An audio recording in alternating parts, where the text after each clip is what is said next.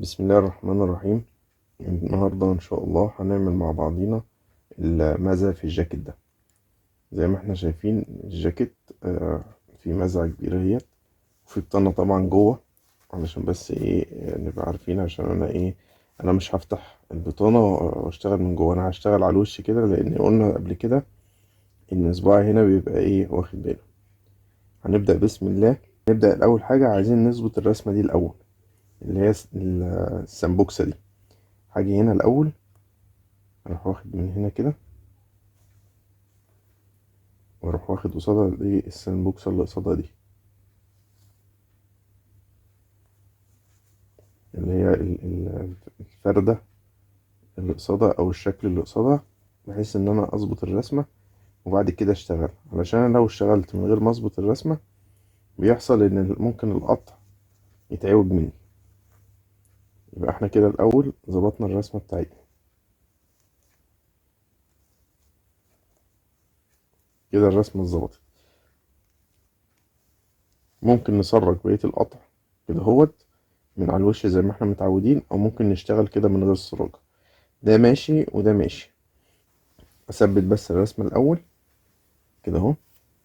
ناخد فتلة من هنا، وناخد فتلة من هنا،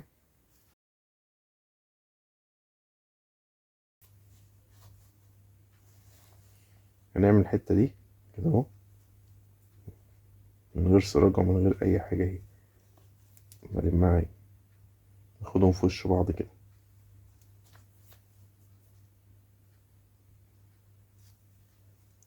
صباعي اهو من تحت بيسند عليه، وصباعي من فوق بيأمن على شد الفتلة. أنا نسيت اقول لكم ان احنا شغالين بالابرة بتاعتنا نمرة 11، وعاملين فتلة مفرد مش عاملينها مجوز. وعملنا العقدة في الاول دخلناها، وعملنا القطع اللي بس اللي هو بيتفرج علينا لأول مرة. نمرة 11 دي هي الإبرة اللي احنا بنبقى شغالين بيها على طول. لسه هنغيرها لما نشتغل الجينز. الجينز هنشتغل فيه بنمرة 7.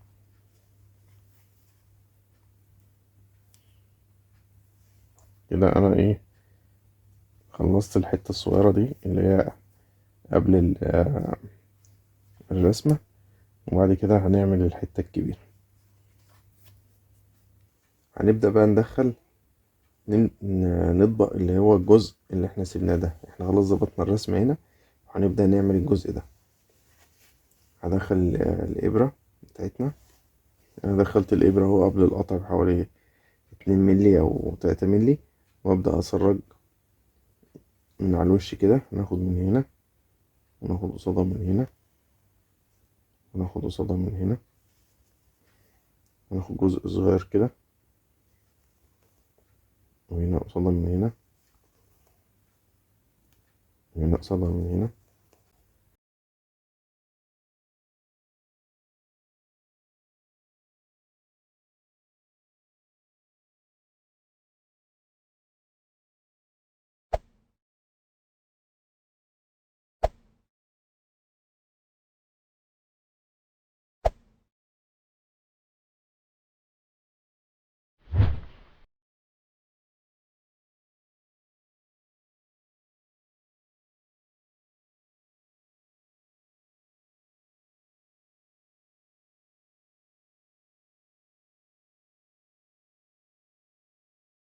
نضمت الابره بتاعتنا اهيت، وعملت لها عقده.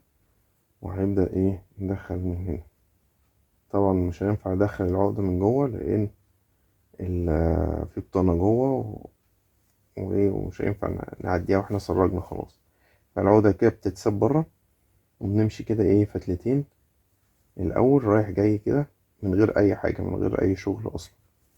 يعني ملهاش علاقه بالقطع، بحيث ان احنا نثبت العقده دي عشان ما في الاخر ما لما نقطعها ما تفكش. علشان في ناس بتسالني انت ازاي بتثبت القطع من غير ما يفك منك.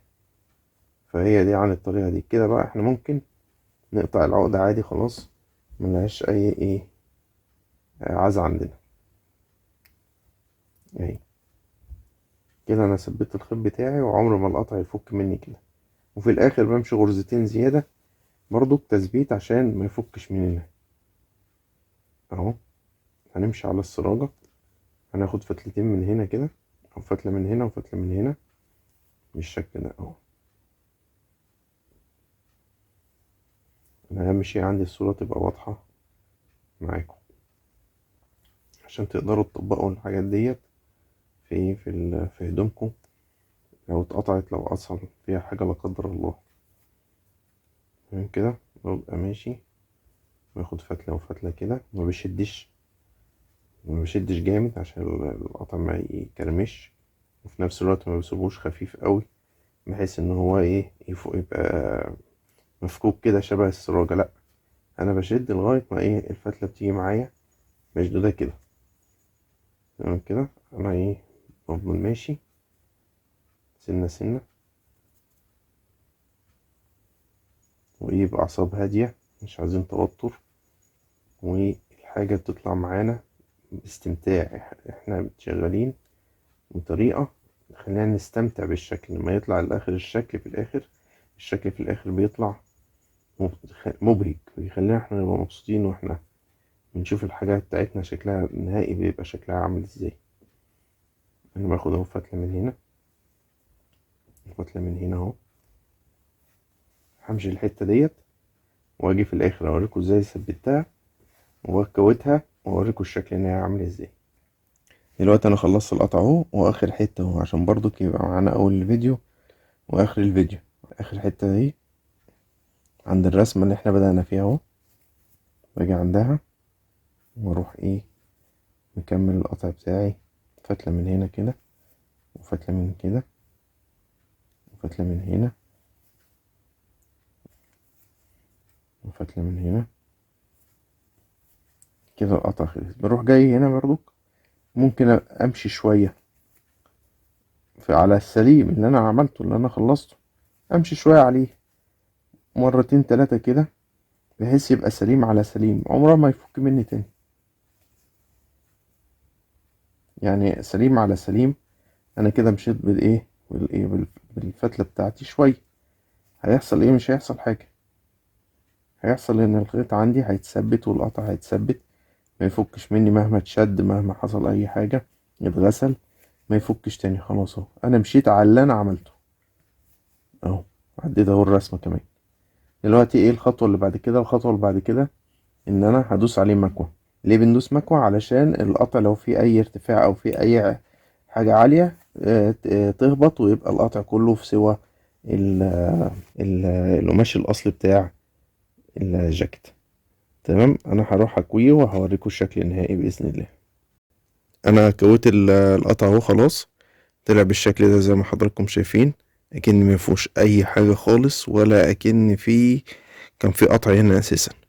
الرسمه طلعت مظبوطه، السامبوكس طلعت مظبوطه، الخياطه ناعمه خالص، ما بقاش فيها اي حاجه بعد المكوه، ولا ركبنا له بادج، ولا ركبنا له مش عارف عملنا له رسمه مش عارف ايه بالخيط، ولا اي حاجه.